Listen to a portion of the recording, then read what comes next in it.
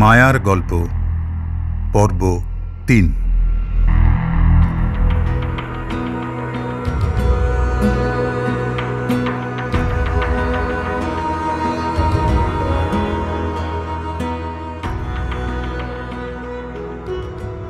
মায়ার জীবনে যেমন ওঠাপড়া ছিল না, পল্টুর জীবনটা ঠিক তার উল্টো।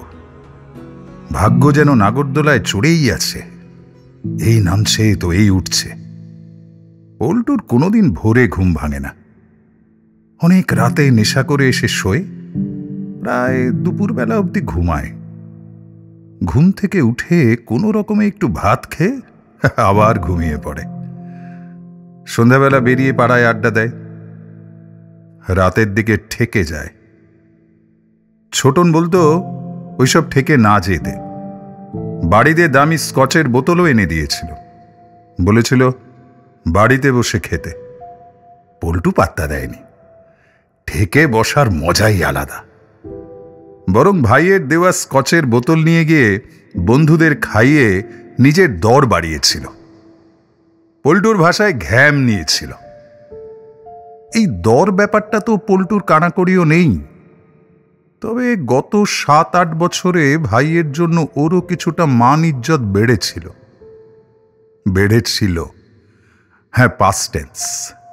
৭-৮ বছরের মান ইজ্জত ৭-৮ দিনে একেবারে ভ্যানিশ হয়ে গেছে। পাড়ার লোকজন কেউ ওদের বাড়ির ত্রিসীমানার মধ্যে আসছে না। রাস্তায় দেখা হলে ছোঁয়াচে রোগীর মতো এড়িয়ে যাচ্ছে। অসহনীয় একটা দম বন্ধ করা অবস্থা বাড়ির। বাড়িতে ৮৫ বছরের বাবা আর ৮০ বছরের মা। বয়স হলেও তারা সুস্থ সবল। বাড়িতে সার্চ হওয়ার পর কাজের লোকজন সব পালিয়েছে। ভাইয়ের কপাল ফেরার পর পরিবারের সবার সুখ সুবিধের ঢালাও বন্দোবস্ত করে দিয়েছিল। সবসময় দুজন লোক, একজন ঠিকে লোক, সবাই কাজ ছেড়ে চলে গেছে। এখন এই বয়সে মা সব কাজ কি করে করবে? অঢেল টাকার জোগানো আর থাকবে না। কাজের জন্য এতজন রাখবেই বা কি করে? এতদিন এসব নিয়ে পল্টুকে মাথা ঘামাতে হয়নি। জীবনের করুণ পরিণতির পোস্টার ঝুলিয়ে রেখে আগাগোড়া দায় দায়িত্বহীন একটা জীবন কাটাচ্ছে। পরিবার প্রতিবেশী সবাই ওর বউ আরতিকে গালমন্দ করে ওর দুর্ভাগ্যের জন্য। পল্টু নিজেও তাই ভাবে। ওই যে কথায় বলে, সব সফল পুরুষের পিছনে একজন নারী আছে। তাহলে পুরুষের সব রকমের ব্যর্থতার জন্য মেয়েরাই দায়ী থাকবে না কেন? ভাইয়ের উন্নতির ছাতার তলায় দিব্যি কাটছিল জীবনটা। এইরকম বিপদে যে পড়তে হবে কে জানত? এখন সংসার চলবে কি করে, আর ওর নেশার যোগানই বা কে দেবে? ভরসা বলতে তো বাবারই বাড়িটা আর পেনশনের কটা টাকা। পেনশনের টাকায় ৩ জনের খাওয়া পড়া কোনো রকমে চলে গেলেও কাজের লোক রাখার বিলাসিতা চলবে কি? কিন্তু মায়ের যা বয়স হয়েছে, তাতে মায়ের পক্ষে এইসব কাজ করা অসম্ভব ব্যাপার। কোনো কিছুতে মাথা না ঘামাতে হওয়ার মতো বিলাসিতা আর হয় না। এই বিলাসিতা করা পল্টুর পক্ষে আর হয়তো হয়ে উঠবে না। এইসব চিন্তায় কাল রাতে ভালো করে ঘুম হলো না। কালকের নেশাটাও জমেনি।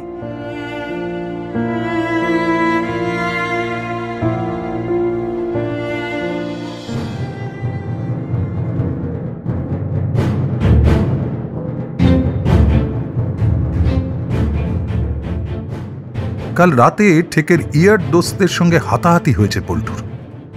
যাদের এতবার দামি স্কচ খাইয়েছে, তারাই যখন ভাইকে নিয়ে খিল্লি করছিল, পল্টু সহ্য করতে পারেনি।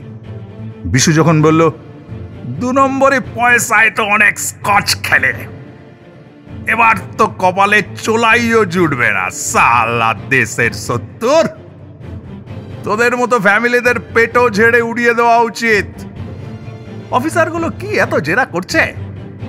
কপালে বন্দুক ঠেকার বুম। আমি হলে তো সালা তাই করতাম। পল্টু আর নিজেকে সামলাতে পারল না, ঝাঁপিয়ে পড়ল বিশুর ওপর। ভগ্ন স্বাস্থ্য আর এত বছরের অত্যাচারে জর্জরিত পল্টু ওদের সঙ্গে পেরে ওঠে না। একটা দল ঘিরে ধরে বেদম মারতে থাকে ওকে। শেষে ঠেকের মালিক এসে ওদের থামায়।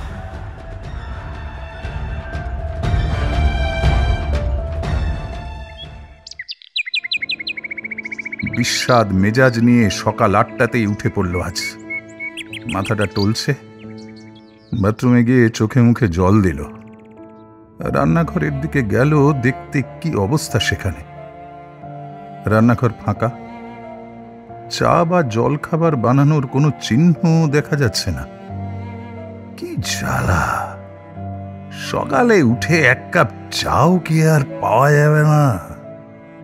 টলতে টলতে বাবা মায়ের ঘরের দিকে গেল। মা বাবার এমন নিস্তেজ করুণ চেহারা পল্টু আগে কখনো দেখেনি। বুকের ভেতর কেমন একটা মোচড় দিল। ঘরের ভেতরে ঢুকে বিছানার উপরে বসল। পরিবেশটা হালকা করার জন্য একটু লঘু স্বরে বলল, আজকে বাড়িতে অরন্ধন, একটু চা পা হবে না মা? পল্টুর মার এবার ঠোঁট দুটো থরথর করে কেঁপে ওঠে। মুখে ভাঙচুর, চোখ উপচে গাল বেয়ে গড়িয়ে পড়ে জল। কান্না ভেজা গলায় বলেন, ও ঠাকুর, ঠাকুর নিয়ে নিলে না কেন আমায়? এই লজ্জা অপমান দেওয়ার জন্য কেন বাঁচিয়ে রাখলে ঠাকুর?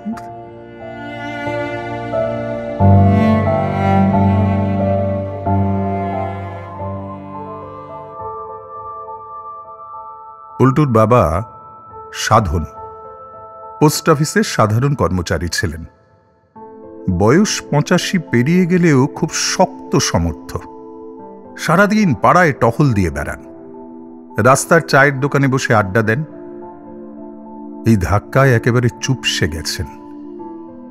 বিছানায় শুয়ে ছাদের দিকে পলকহীন চোখে তাকিয়েছিলেন। স্ত্রীর কথার উত্তরে বললেন, কুপুত্তরের জন্ম দিয়েছ, ভুগতে তো হবেই। বাবা মায়ের চেহারা দেখে পল্টুর মনটা খারাপ হয়ে গিয়েছিল, কিন্তু দুজনের কথা মেজাজ গরম করে দিল। ভাইয়ের উপর পল্টুর একটা গভীর কৃতজ্ঞতা আর স্নেহ আছে। ভাইয়ের জন্যই তো পল্টু টিকে আছে। এতকাল যার পয়সায় আয়েশ করলাম, আজ তাকেই গালমন্দ করতে আর যেই পারুক পল্টু পারবে না। অপরাধ ছোটন করেছে, তার শাস্তিও সেই পাচ্ছে। জেলে রয়েছে, ব্যাংকের টাকা সব আটকে গেছে, কোম্পানি বন্ধের নোটিশ দিয়েছে। সে তো চাইলেই একা ভোগ করতে পারত সবকিছু, তা তো সে করেনি। সবাইকে দুহাতে দিয়েছে। এই যে ওদের বোন ছবি, তাকে একটা ভালো ফ্ল্যাট কিনে দিয়েছে। বোনের বর দীপকের চাকরি চলে গেল, তাকে একটা প্লাইউডের দোকান করে দিল। তারা তো দিব্যি আছে এখন। অথচ এত বড় একটা ঘটনা ঘটল, একবার বাবা মায়ের সঙ্গে দেখা করতেও এলো না। পল্টু এতবার কাল ফোন করলো, দুজনের একজনও ধরল না।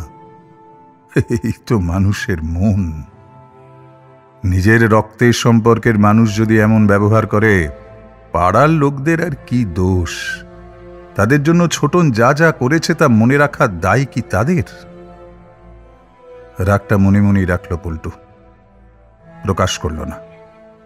আবদারে সুরে মাকে বলল, এসব বাদ দাও তো, একটু চা করো, একসাথে বসে খাই। পল্টুর মা আবার ফুঁপিয়ে উঠলেন। আজ কত বছর জল গড়িয়ে খেতে হয়নি, আর এখন বাসন মাজা ঘর মোছারও কেউ নেই। 80 বছর বয়সে এত ঝক্কি পোষায়? ছেলেটা যদি বেশি লোভ না করে একটু সামলে সুমলে থাকতো, তাহলে এই বুড়ো বয়সে এমন নাকাল হতে হতো না। মনের দুঃখ ক্ষোভ হয়ে বেরিয়ে এলো। হ্যাঁ, এই বয়সে হাত পুড়িয়ে তোমাদের মুখের সামনে ধরতে হবে। এই তো পাওনা তোমাদের কাছে। নিজেরা পাপ করবে, আর সেই পাপের ভাগী আমাদের হতে হবে। পল্টু আর নিজেকে সামলাতে পারল না। এতই যদি পাপের ভয়, ওর পয়সা নিতে কেন? তখন মনে হয়নি এত পয়সা আসছে কোথা থেকে? মোটা মোটা গয়না, বড় গাড়ি, 3-4 জন কাজের লোক, এসব ভোগ করার সময় মনে হয়নি ছেলেকে একবার জিজ্ঞাসা করি কোথা থেকে পাচ্ছে এত টাকা? সব ভোগ করলে, আর যে সব জোগালো সে পাপী হয়ে গেল। নিজেরা তো দিব্যি বাড়িতে বসে আছো আরাম করে। ছেলেটা যে জেলে আছে সে কথাটা মনে পড়ছে না একবারও? তোমরা সব সমান। তোমরা বলতে পল্টু ঠিক কাদের বোঝালো কে জানে। রেবাও চিড়বিড়িয়ে উঠলেন। তোর তো গায়ে লাগবেই। ভাইয়ের পয়সায় চিরকাল বসে বসে খেতিস, নেশা করার টাকা পেতিস, সে কথা আমি বুক বাজিয়ে বলি। তোমাদের মতো সব হজম করে সাপ সাপান্ত করি না। নিজের পেটের ছেলেকে আমি সাপ দেব? রেবা হাউমাউ করে কেঁদে উঠলেন। এত আরামে থাকার যার অভ্যাস, সেই ছেলে জেলে রয়েছে, এই কথা কি অহরহ তার মনে হচ্ছে না? সেই কথা মনে করে বুকটা একেবারে ফেটে যাচ্ছে না? কিন্তু এই এত বয়সে এতদিন আরামে থাকার পর শরীর যে আর চলে না। মায়ের কান্না শুনে পল্টু আর কথা বাড়ায় না। রেবাও চোখ মুছতে মুছতে রান্নাঘরে যান, পল্টু পিছনে পিছনে যায়। সত্যিই তো, এই বয়সে মা কি এসব পারে? কিছু একটা উপায় ভাবতে হবে। এত সব ঘটে গেল, ভাইয়ের বাড়িতে একবারও যাওয়া হয়নি। আজ ভাবছে একবার গিয়ে ঘুরে আসবে। সংবাদে দেখছে গত ৪-৫ দিন ধরে ভাইয়ের বউ রূপাকে জেরা করছে পুলিশ। ওকেও যদি অ্যারেস্ট করে। ওদের একটা ছেলে একটা মেয়ে।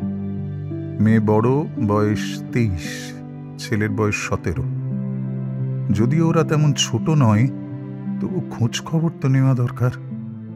চা খেতে খেতে বাবা মাকে বলল সে কথা। ভাবছি বুঝলে আজ একবার ভাইয়ের ওখানে যাব। ছেলে মেয়ে দুটোর খবর নেওয়া দরকার। এইসব শুরু হওয়ার পর তো আর ওদের সঙ্গে কোনো কথাই হয়নি। সাধন, রেবা কেউই প্রস্তাবটা শুনে তেমন খুশি হলেন না। সাধনবাবু বললেন, কি দরকার? ওখানে এখন যাওয়ার কোনো দরকার নেই। ছেলে মেয়েরা যথেষ্ট বড় হয়েছে, বিপদ আর বাড়িও না। পল্টু চুপ করে যায়। খারাপ সময়ে কেউ কারো নয়। ওইসব রক্তের সম্পর্ক, নারীর টান, শুধুই ছেদো কথা। কিন্তু পল্টু আর সবার মতো ভাবতে পারবে না। আজ একবার যাবে ওদিকে। চা খেয়ে জামাটা পরে বাড়ি থেকে বেরোতে যাবে, দেখে ক্যামেরা আর মাইক ফাইক নিয়ে দুজন বাড়িতে ঢুকে আসছে। পিছন পিছন পাড়ার ২-৩টে ছেলে ছোকরা। পল্টু থতমত খেয়ে দাঁড়িয়ে গেল। পল্টু ছেলেগুলোকে যে ধমক দেবে সেটাও পারছে না। সেসব আবার রেকর্ড করে চ্যানেলে দেখিয়ে দেবে। তাদের কাছেই শুনল আজ সকালে রূপাকে অ্যারেস্ট করেছে। পল্টুর বুকটা কেমন ধুকপুক ধুকপুক করতে শুরু করলো। ছেলে মেয়ে দুটো কি করছে কে জানে। মাইক হাতে মেয়েটি আবার সেই কথাই জিজ্ঞাসা করে বসল, আপনার ভাইয়ের ছেলে মেয়েদের কি এখানে নিয়ে আসবেন? পল্টু বুঝতে পারল না ঠিক কি উত্তর দেবে। আনমনেই মুখ থেকে বেরিয়ে এলো, সেটাই তো চিন্তা। কি চিন্তা পল্টু বাবু? অপরাধী ভাইয়ের ছেলে মেয়েদের আশ্রয় দিলে বিপদ হতে পারে, এটাই কি আপনার দুশ্চিন্তার কারণ? যা বাবা, এই প্রশ্নের কি উত্তর দেবে? ওই যে বড় বড় লোকেরা বলে নো কমেন্টস, ওরকম বলবে? পল্টু ওরকম বললে কেমন একটা শুনতে লাগবে না? আমতা আমতা করে বলল, তবে পল্টু যা বিশ্বাস করে সেটাই বলল। এই বাড়িটা তো ওদেরও বাড়ি। আমার বাবার কষ্ট করে রোজগার করা পয়সায় তৈরি। উত্তরটা দিয়ে বেশ ভালো লাগলো পল্টুর। বোধহয় তেমন খারাপ দেয়নি উত্তরটা। কিন্তু চ্যানেলের লোকেরা খুব সাংঘাতিক, জোঁকের মতো। কেমন ধমকে ধমকে কথা বলে, বুকের ভিতরে থরাস থরাস করে। মেয়েটা ক্যাঁ ক্যাঁ করে জিজ্ঞাসা করলো, এই যে আপনাদের বাড়ির এখনকার এই বিলাসবহুল চেহারা, এও কি আপনার বাবার রোজগার নাকি ভাইয়ের দুর্নীতির টাকায়? বিলাসবহুল? বাপরে! একবার পিছন ফিরে নিজেদের বাড়িটা দেখল পল্টু। ছোট হলেও জেল্লা এই বাড়ি এখন এই গলিতে সবার সেরা। বসাকদের থেকে ওদের বাড়ি নজর কাড়ে বেশি। তো মেয়েটার প্রশ্ন করার ভঙ্গিতে পল্টু মেজাজ হারালো। আমার ভাইয়ের টাকায় এলাকায় অনেক লোকের অনেক উপকার হয়েছে। ওই যে দেখুন দেখুন ওরা দাঁড়িয়ে আছে, জিজ্ঞাসা করুন না, কে নেয়নি আমার ভাইয়ের টাকা? এইভাবে প্রশ্ন উত্তর চলল কিছুক্ষণ। নানা কথার মধ্যে হঠাৎ পাড়ার এক ছোকরা বলে বসল, জানেন তো আরতি রায়চৌধুরী পল্টুদার বউ, আর তটিনী পল্টুদার মেয়ে। শুনি চ্যানেলের ছেলে মেয়ে দুটো উল্লসিত হয়ে উঠল। পল্টুর মেয়ে তটিনী এখন বড় চ্যানেলে হিট সিরিয়ালের হিরোইন। ওদের প্রশ্নের উত্তরে পল্টু ওর জীবনের করুণ গল্পটা যতটা সম্ভব দুঃখ দুঃখ মুখ করে শুনিয়ে দিল। এরপর ওরা আর ভাইকে নিয়ে প্রশ্ন করেনি, তাই দেখে হাঁপ ছেড়ে বাঁচল পল্টু। তবে এই গল্প বলার ফলাফলটা পল্টু পরে টের পেয়েছে।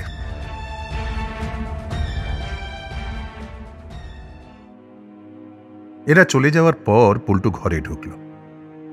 বাবা মা নিশ্চয়ই টেনশন করছে। ভিতরে গিয়ে রূপার খবরটা দিল। বুড়ো মানুষ দুটো ভয়ে আরো কুঁকড়ে গেল। কি যে করে পল্টু এখন? ও তো বিভাগী মনের মানুষ, সংসারের খুঁটিনাটি বিষয়ে চিন্তা করতে গিয়ে কেমন হাঁপ ধরে যাচ্ছে। অবস্থা যা দাঁড়িয়েছে, চিন্তা না করে উপায়ও নেই। মাকে বলল, রান্না করে আর কাজ নেই, বাজারের কাছে একটা বাড়িতে হোম ডেলিভারি খুলেছে, ওখান থেকে খাবার নিয়ে আসবো। ওদের কাছে জেনে আসবো এখানে খাবার দিতে পারবে কি পারবে না। এইসব ৭-১৭ চিন্তা মাথায় নিয়ে পল্টু বেরিয়ে পড়ল।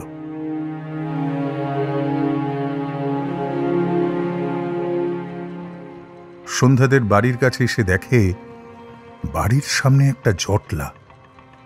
এখন পাড়ার লোকেরা ওদের একটু এড়িয়ে চলে। তবু পল্টু ভিড়টার দিকে এগিয়ে গেল। আলোচনা শুনে বুঝল সন্ধ্যা আজ প্রায় ১৫ দিন হাসপাতালে যাচ্ছে না। ঘরের দরজায়ও অনেক দিন ধরে তালা ঝুলছে, তবে সেটা ঠিক কতদিন তা কেউ সঠিক বলতে পারল না। সন্ধ্যা হাসপাতালে ছুটিও নেয়নি, ফোনও বন্ধ। তাই ওর হাসপাতালের সহকর্মীরা ওর খোঁজ নিতে এসেছে। সন্ধ্যার শ্বশুরবাড়ির লোকেরা স্বাভাবিকভাবেই কিছু জানে না, কারণ সন্ধ্যার সঙ্গে তাদের কথাবার্তা বন্ধ। এদিকে আবার পাড়ারই এক বাড়ির লোকেরা বলছে তারা নাকি সন্ধ্যা আর মায়াকে ৭-৮ দিন আগে পুরীতে দেখেছে, কথাও বলেছে। হাসপাতাল থেকে যারা এসেছিল তারা খুব অবাক। সন্ধ্যা এমনিতেই ছুটি ছাটা নিত না। পুজো বা কোনো বড় ছুটিতে অন্যের ডিউটি করে দিত, যাতে তারা ছুটি নিতে পারে। সেরকম কিছু না বলে ফোন বন্ধ করে পুরীতে চলে গেল। নেহাত সরকারি হাসপাতাল, নয়তো চাকরি আর থাকত না। এতদিন পুরীতে কি করছে তা নিয়েও লোকে নানা মন্তব্য করছে। পল্টু পুরো ব্যাপারটা শুনল, কিন্তু পরের ঝামেলায় নাক গলানোর মতো অবস্থা নয় এখন ওদের। তাই নিজের কাজে চলে গেল।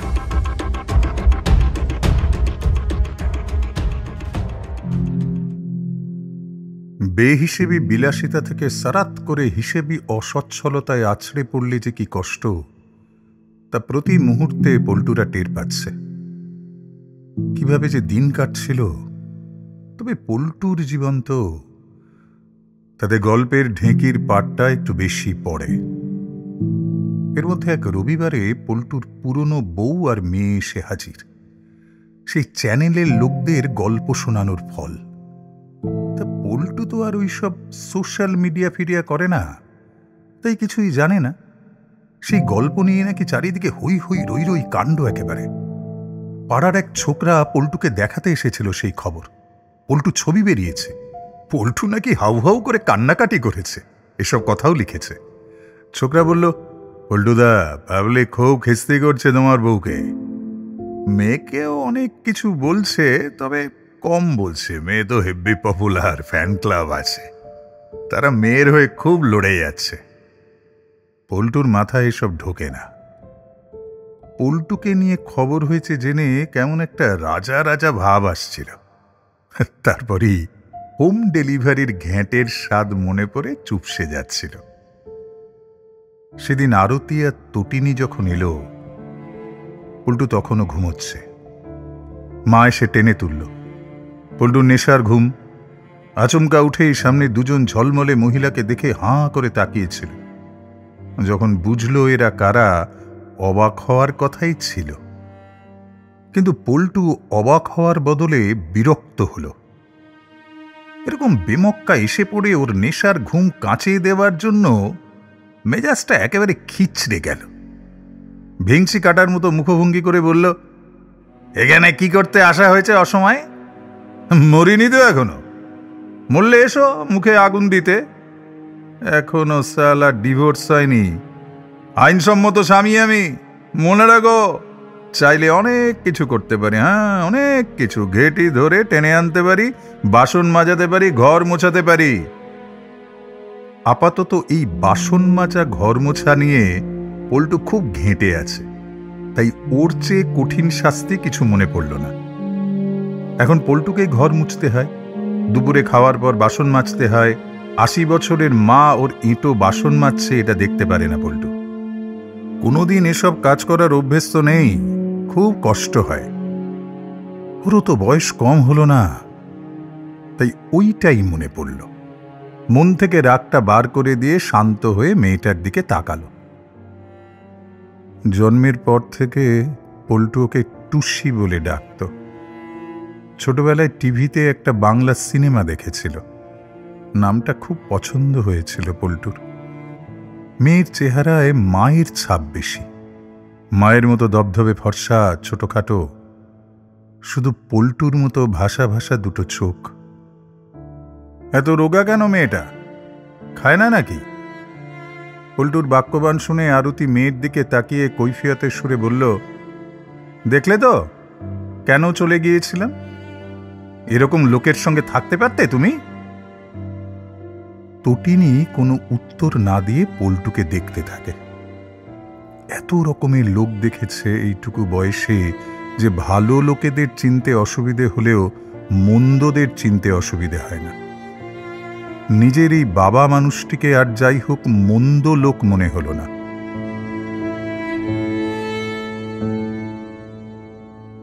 ওই খবরটা বেরোনোর পর এত হই হই হয়েছে যে শেষমেশ আসতেই হলো। প্রথম দিকে চ্যানেল কিছু বলেনি, কিন্তু পরে চ্যানেল চাপ দিল। হিরোইনের এত নেগেটিভ পাবলিসিটি হলে শোয়ের দর্শক কমে যাবে।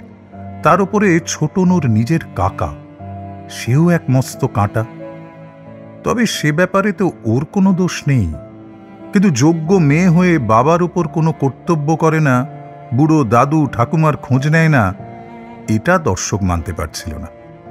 তাই বাধ্য হয়ে মা মেয়ে ছুটে এসেছে। চেষ্টা করেও পল্টুর সঙ্গে সহজ হতে পারল না তটিনী। বাবা বলে ডাকতেও পারল না।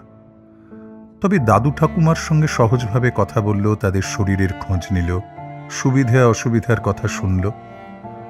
যাওয়ার সময় ঠাকুমার হাতে 10,000 টাকা দিয়ে গেল। বলল, কাজ করার একজন লোক যেন রেখে নেয়, যা লাগে ও দিয়ে দেবে। পল্টু ঠিক বুঝতে পারছিল না মেয়েকে দেখে খুশি হয়েছে কিনা, তবে সামান্য হলেও কিছুটা স্বস্তি পেয়েছে কাজের লোক রাখার ব্যবস্থা হওয়াতে। মেয়ে অবশ্য এই দাক্ষিণ্যের বিনিময় মূল্য আদায় করে নিয়েছে।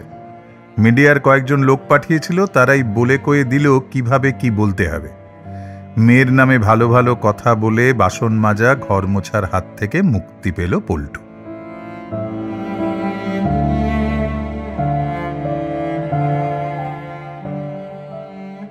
ছোটন মাঝে মাঝে পল্টুকে থোক টাকা দিত।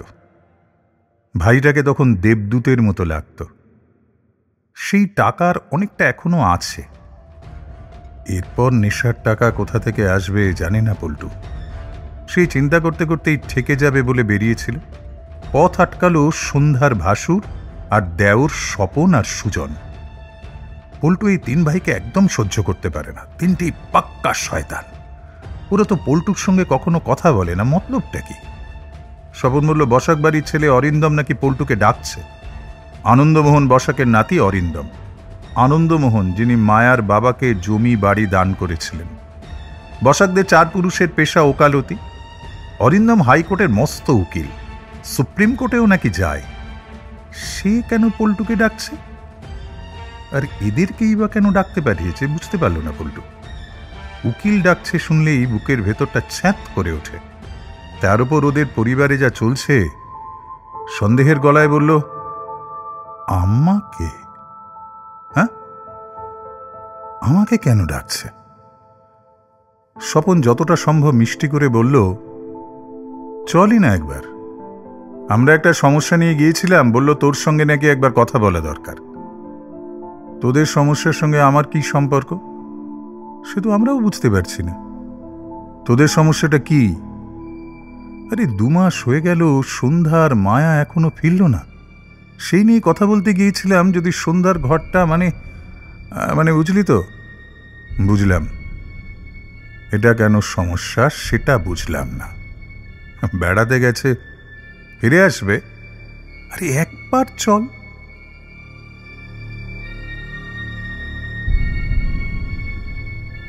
বসাকদের পরিবারের একটা মান আছে এই অঞ্চলে, তাই পাশ কাটিয়ে যেতে পারল না পল্টু।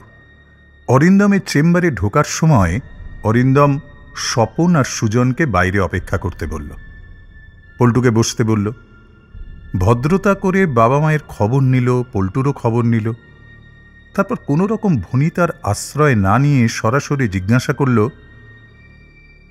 ছোটন কি মায়ার বাড়িতে ওর টাকা রেখেছে? পল্টু প্রায় চেয়ার থেকে পড়ে যাচ্ছিল। মায়ার বাড়িতে টাকা রাখবে এমন অদ্ভুত কথা মাথায় এলো কি করে? মায়ার বাড়িতে কেন টাকা রাখবে? ওর টাকা তো পাওয়া গেছে পুটু পিসির দেশের বাড়ির থেকে। সম্পর্কে ওর দূর সম্পর্কের পিসি শাশুড়ি হয়, সে তো জানি। কিন্তু সেই টাকাই তো সব টাকা নাও হতে পারে। হয়তো কিছুটা মায়ার বাড়িতেও রেখেছিল। 200 কোটি টাকা পাওয়া গেছে, তাও সব নয়। মায়ার সঙ্গে আমাদের তো কোনো আত্মীয়তা নেই। সেটাই তো আমার সন্দেহের কারণ পল্টু। মায়া তোমাদের কেউ হয় না, অথচ ছোটন ওর বাড়ির কেমন ভোল বদলে দিল। চারিদিকে উঁচু পাঁচিল, লোহার গেট, দামি দামি জিনিসপত্র কিনে দিল। কেন? কোনো যুক্তি আছে? ভাই তো সবার জন্য করেছে। ওর বাড়ির ওই রকম দুর্দশা দেখে সারিয়ে দিয়েছে। শুধু ভাঙাচোরাটুকু সারিয়ে দিলে আমিও ভাবতাম উপকার করার জন্য করেছে, কিন্তু ও তো অতিরিক্ত করেছে। ঘরে এসি লাগিয়ে দিয়েছে, মানে মায়ার নানা রকম সুখ সুবিধার ব্যবস্থা করে দিয়েছে। কেন? এতটা কেন? চোখে লাগার মতো নয়? মায়ার যে বুদ্ধিশুদ্ধি কম আমরা সবাই জানি। ওকে যা বোঝানো হয় ও সেটাই বিশ্বাস করে। হয়তো এই সুযোগটা নিয়েছে। তাই বলছি, ব্যাপারটা একেবারে অসম্ভব নয়। ভেবে দেখো যার বাড়ি থেকে টাকা পাওয়া গেছে, মানে ওই ছোটনের পিসি শাশুড়ি, তার সঙ্গে মায়ার বেশ মিল আছে। তারও দেখাশোনা করার কেউ নেই। ভাঙা বাড়ি, ছোটন সারিয়ে দিল। পিসিকে নিজেদের বাড়িতে নিয়ে এলো আর বাড়িটা ব্যবহার করলো টাকা স্টোর করার জন্য। তাই আমার মনে হচ্ছে এটা হতে পারে। তুমি কি কিছু জানো, কিছু দেখেছ? আমি কিছুই জানি না। আমার মাথাতে তো এসব কথা আসেই নি। যখন তোমাদের বাড়ি থেকে কোনো ক্যাশ পাওয়া গেল না, তখনই আমার সন্দেহ হয়েছে। আর আজ এরা এসে বলছে 2 মাস সন্ধ্যা বাড়িতে নেই। হাসপাতালে কিছু জানিয়ে যায়নি, ফোন বন্ধ। আবার দেখো, মায়া আর সন্ধ্যাকে একসঙ্গে পুরীতে দেখা গেছে, সেও প্রায় 1 মাস 2 আগে। 2 মাস ধরে বেড়াতে কত টাকা লাগে ভাবো। এত টাকা ওরা পেল কোথায়? এমন তো হতে পারে মায়া সন্ধ্যাকে টাকার কথা জানিয়েছে, তারপর মায়াকে আর টাকা নিয়ে সন্ধ্যা পালিয়ে গেছে বা চলে গেছে। পল্টু হাঁ করে শুনছিল। একটা কথাও অযৌক্তিক মনে হচ্ছিল না, তবু অবিশ্বাসের সুরে বলল, সন্ধ্যার এত বুদ্ধি হবে, এত সাহস! আর কতদিন ঘুরে বেড়াবে? ফিরতে তো হবেই একদিন। অরিন্দম হেসে উঠল। সন্ধ্যা খেটে খাওয়া মানুষ, লড়াই করে টিকে থাকা মানুষ। ওর সাহস আর বুদ্ধি দুটোই আছে। আর কেউ যদি ওদের ধরার চেষ্টা না করে ফিরে আসার দরকার কেন হবে? হতে পারে এতটাই টাকা আছে যাতে ওদের গোটা জীবনটা চলে যাবে। সে না হয় হলো। আচ্ছা, এর মধ্যে আমি আসছি কি করে? আমি জানতে চাইছিলাম তুমি কিছু জানো কি না। তুমি বলছো জানো না। বেশ, মানলাম। একটা কাজ করতে পারবে? আমি একটা পারমিশন করিয়ে দেব, তুমি ছোটনের সঙ্গে দেখা করে মায়ার কথাটাও জানাও, দেখো ওর কি রিয়াকশন হয়, আর সেটা দেখে আমাকে এসে জানাও। তারপর পুলিশকে ডাকা হবে, মায়ার বাড়ি সার্চ হবে। এতে তো ভাইয়ের বিপদ আরো বাড়তে পারে। নতুন করে বাড়ার আর কিছু নেই, তুমি দেখো যদি কাজটা করতে পারো, আর কাউকে কিচ্ছু বলার দরকার নেই। পল্টু বেশ কিছুক্ষণ থম মেরে বসে রইল। অরিন্দমের সন্দেহ যদি সত্যি হয় তাহলেই বা ক্ষতি কি? মায়া আর সন্ধ্যা দুই দুঃখী মানুষ, একটু আনন্দ করে কাটাক না জীবনটা। প্রথমে ভাবলো রাজি হবে না, তারপর ভাবলো উকিল মানুষ, বলা যায় না কিসে ফাঁসিয়ে দেবে। ও কাজটা করতে রাজি, সেটা জানালো।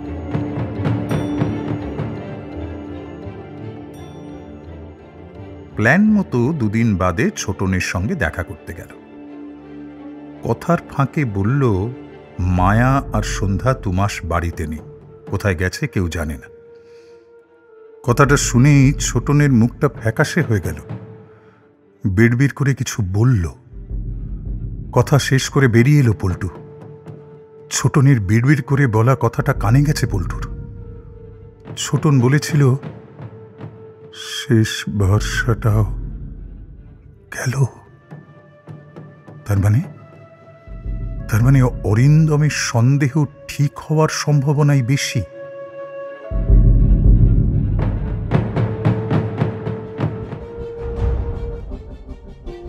এরপর পাড়ায় আবার একটা হুলুস্থুল কাণ্ড ঘটল।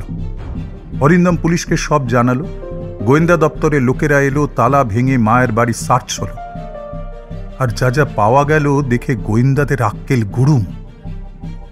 একটা তালা দেওয়া ঘরের মেঝেতে রাশিকৃত কাটা কাপড়, তুলো, খাম। সেই সব কাটা কাপড়ের মধ্যে থেকেই প্রায় 1,00,000 টাকা পাওয়া গেল। ঘরের আলমারি খুলে 10টা বালাপোষ পাওয়া গেল। সব টাকা সন্ধ্যা সুটকেসে ধরাতে পারেনি। টাকা যে এর মধ্যে লুকোনো আছে সেটা এই রাশিকৃত কাপড় আর তুলো দেখেই বোঝা যাচ্ছিল। সব কিছু বাজেয়াপ্ত করে পুলিশ নিয়ে গেল।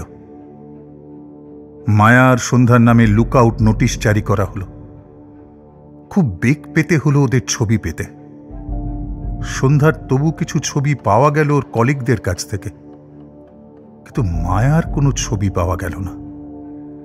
এদিকে এই ব্যাপারটা রুটে যাওয়াতে ছোটনের দলের ছেলেরাও নড়ে চড়ে বসল। 2 মহিলার প্রাণের শঙ্কার কথা মাথায় রেখে পুলিশ উদ্ধার হওয়া টাকার অঙ্কটা প্রকাশ করেনি। তবু যারা বোঝার তারা ঠিকই বুঝেছে, অঙ্কটা ধারণার বাইরে একটা কিছু। সন্ধ্যার শ্বশুরবাড়ির লোকেরা ভেবেছিল তারাও খুঁজতে বেরোবে, কিন্তু এতে যে ব্যাপক খরচ আছে তা বুঝেই ক্ষান্ত দিল। শুধু তালা ভেঙে সন্ধ্যার ঘরের দখল নিয়েই খুশি থাকতে হলো। এভাবেও যে ব্যাপারটা জানাজানি হতে পারে সেটা সন্ধ্যার মাথায় আসেনি। হাসপাতালের লোকেরা খুঁজতে আসবে সেটুকু সে জানত, আর তার লড়াই করে দখলে রাখা ঘরটাও যে বেদখল হয়ে যাবে সেও জানত। মায়ার বাড়িতে ছোটন টাকা রাখতে পারে এই কথা যে কারো মাথায় আসতে পারে সেটা সন্ধ্যা ভাবতে পারেনি। সন্ধ্যা তো পুরো জীবনের হিসেব করেছিল, কিন্তু 2 মাসের মাথাতেই ওদের খোঁজে পুলিশ সক্রিয় হয়ে উঠল। সক্রিয় হলো ছোটনের দলের লোকজন। এত কিছু যে ঘটে চলেছে ওদের নিয়ে সে বিষয়ে সম্পূর্ণ অন্ধকারে 2 নারী তখন জীবনকে রোজ নতুন করে জানছে, নতুন নতুন খুশি খুঁজে পাচ্ছে।